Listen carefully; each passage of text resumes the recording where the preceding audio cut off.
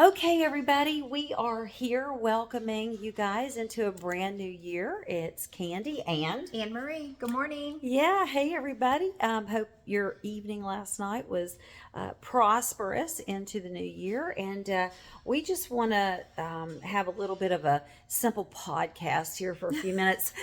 Right, the Our podcast. TED Talk. That's right, our TED Talk podcast from American Fitness back here in the ladies' locker room before we go out and start to do our grinding. Do our grinding, Yeah. our hustle. That's it. So, you guys, if you have been following my page, and I know a lot of you are, you're following my progress, but also you can be following Anne Marie's as well because she started 2 weeks ago with me.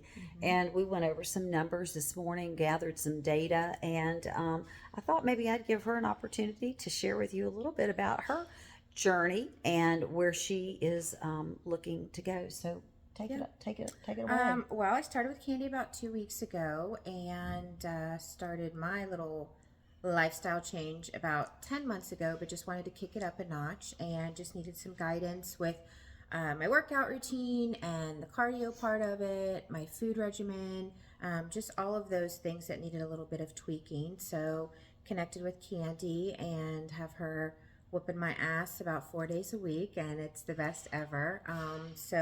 We work hard and we track our progress and we celebrate our successes and we tune in on some things that need to tighten up a little bit. And so far, so good. So, What's that look like as far as the last 2 weeks? And let me say this: every trainer would love to have a client like Anne Marie. She comes every single day and she dedicates her time to the cardio.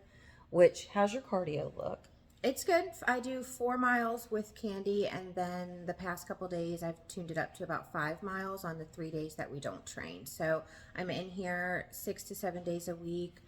Four of those 6 to 7 are weights and cardio, and then 2 to those 3 are straight cardio between 4 and 5 miles. About Yeah. 5 miles, 4 to 5 miles on days we're not together. And what's your average, speed you're usually walking in I try incline to right now? do right now. I'm at like a 0, but I try to do anywhere between a 3.6. I do like to run. She has reminded me that I don't need to do like high impact cardio. A slower pace with just the arms moving will suffice. So I do, but I do like to run a little bit on the treadmill. But I have to remember she is the pro and I am not. So I do what I'm told and just try to bring it back down. That's So, right. Well, and the main reason for this is we want to get some weight off first Yes. before we start hurting our backs and our knees, and we want to be able to be healthy to get through the weight training. That's right. Now, she comes before our weight training session, and we train very hard for an hour to just maybe over an hour. But how have you enjoyed your workouts and the way that we've been Oh my logging gosh. in your book? This is everything because I Talk see about the that. progress. So we have a little book and we write down what exercises, what time I come in, what time I come Show out. it We to do 'em. stuff write everything down on the treadmill, what exercises I do, the weights, the reps, all of that stuff, and it's tracked daily. This, I didn't realize how important it is to really write down your numbers and physically look at them to see where you were the last time. Because before I would just come in and I just start pumping weights and like I didn't track anything. And some days would be a little bit heavier and some days would be a little bit lighter. And I really wasn't challenging myself. But when you write it down, you literally like it's 4 sets of 15, what weight I started on, what weight I ended, and I didn't realize how important it is. Like if you don't feel like you're dying on like the 10th rep, you're not lifting hard enough. So yeah, just keeping track of your progress. It's really important, and it's really motivating to look back and see like, okay, like last week I was at this weight and now I'm a little bit higher, and it's not easy. Like I'd be lying if I said I come in here and we work and it's fucking hard. Like Yes, it's it hard. is. Like I don't know if they're tears, I don't know if it's sweat, like I don't know what it is, but like having somebody here to guide you and keeping track of everything, it's very motivating, and it makes you want to go even harder and longer. So the book is super important. We track a lot of things in it. And then I'll have this when my time with training ends. I have this to go back on and write all my stuff down and to just keep it going. It's a fat little book too, so I got lots of workouts to fill it up with. That's right. I've been doing the logging since I was since I was in high school. So for years, that's the only way. I've got hundreds of these books somewhere in boxes. It's crazy. But logging is very important. And then talk about, and she's been training now, like she said, 2 weeks. 2 weeks. How's it been for your food logging? Oh, that's the most difficult part. Coming in here and putting in the work and sweating and lifting heavy is not hard. It's hard, but it's the food part that's harder for me. I'm a foodie. I like to eat. I love to cook for my kids. It's my love language for them. So just really writing things down and looking at where you are and where you need to be, and then realizing how important it is and how vital it is with the weight loss and the muscle gain and the fat loss and all that stuff. So it's been challenging, but we're getting there. That's right. And sometimes it's not even overeating, it's the reality of I don't eat enough some days. That's I right. don't have enough protein. Like she'll come in and she'll look at my logs and she's like, this isn't gonna work. Because your body needs the fuel, and it needs carbs, and it needs protein, and it needs healthy fats, and it needs all of these things for your muscles to grow, which I really didn't know too much about. But there are some days I don't eat enough. Some days I'm probably eating a little bit too much. So we're working on it. It is, it's challenging, but it's a good challenge, and you learn, and Candi educates you and all those fun things. So we're getting there.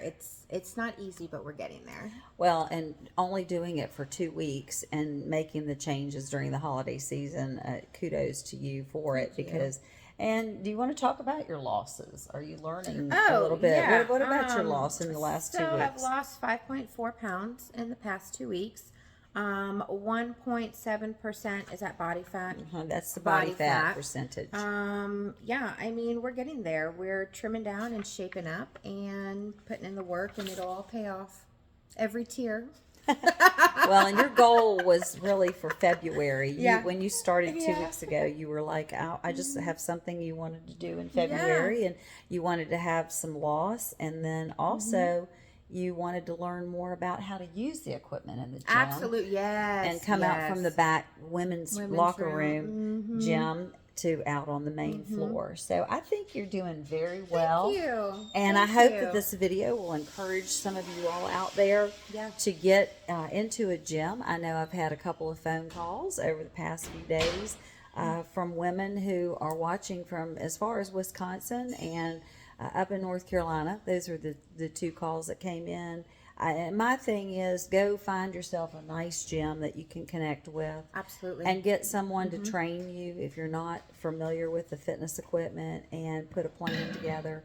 And I promise you that if you can do that, you will get a great head start and making a commitment and not backing down.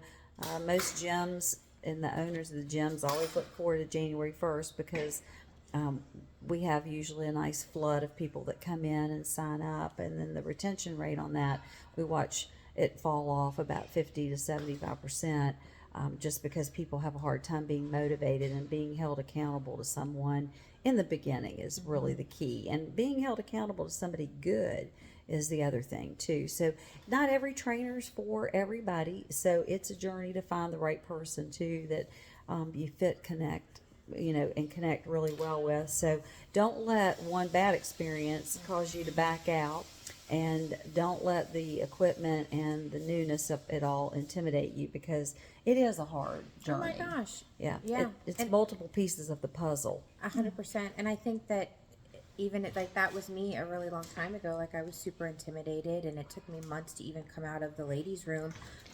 But then you realize, people are probably just as intimidated as you are, but nobody's looking at you. Nobody's looking at you. Nobody's watching you. They're in their own world. They're in their own zone. And that was one of my biggest fears, was people are going to look at me, and people say, they don't care.